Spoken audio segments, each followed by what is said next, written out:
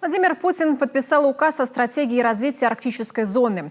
В документе обозначены направления работы в Коми, от формирования различных минерально-сырьевых центров до развития железнодорожной инфраструктуры к порту Индиго. Как будет реализовываться задуманное, промышленники и предприниматели обсудили в Госсовете Республики. Анна Зубарева продолжит тему.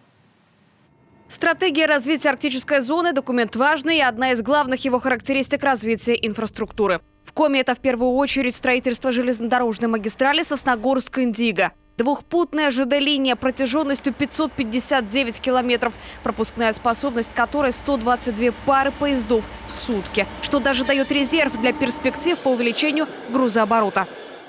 Из опыта проектирования реальная эффективная пропускная способность однопутной линии составляет 39-40 пар поездов в сутки.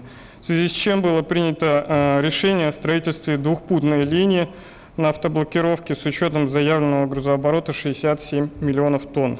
Порт Индиго – часть крупного логистического проекта «Флагман», который подтянет за собой остальные инфраструктурные проекты. В них будет вовлечено множество как малых, так и средних предприятий. Все это в комплексе обеспечит активный товарооборот через республику. И здесь все понимают, помимо порта и ЖД необходимо наладить автомобильное сообщение. Реконструкция участков дороги Сыктывкар, Ухта, Печора, Усинск, Нарьян-Мар, к слову, тоже есть в указе президента. Мы понимаем, что в настоящее время отсутствует транспортная доступность со стороны берега.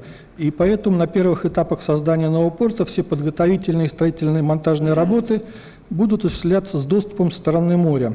Огромный плюс: в зоне строительства находится неограниченное количество местных строительных материалов. Камень, песчано-гравийная смесь, щебень. Предполагается применять самые прогрессивные технологические схемы, передовые практики, которые только есть сейчас в морском проектировании. Задача – минимизация возможного воздействия на экологическую среду.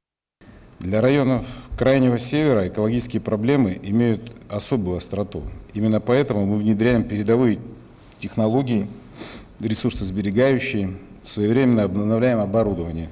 Промышленники и предприниматели уже давно доказали, строить порт экономически целесообразно. Уже выполнены комплексные инженерные изыскания, идут расчеты по моделированию. А в декабре декларация о намерении строительства должна быть готова и согласована с федералами. Эта история, считают эксперты, может дать фантастический результат для всей нашей страны. Благодаря порту Индиго мы получаем выход в мировую торговую систему. Мы получаем большой хаб для перевалки 80 миллионов тонн груза. Для сравнения, чтобы вы понимали масштаб.